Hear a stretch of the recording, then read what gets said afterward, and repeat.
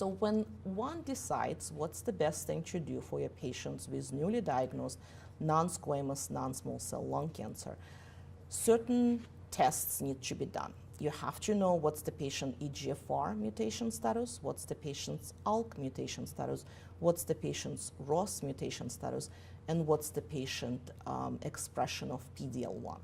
So if you have a patient with PD-L1 expression of more than 50%, the treatment of choice would be pembrolizumab, based on a randomized study comparing pembrolizumab versus chemotherapy, showing improvement in patients who were randomized to pembrolizumab. We covered very extensively treatment of patients with ALK mutant lung cancer today. For patients with ROS mutant lung cancer, I would be prescribing them crizotinib.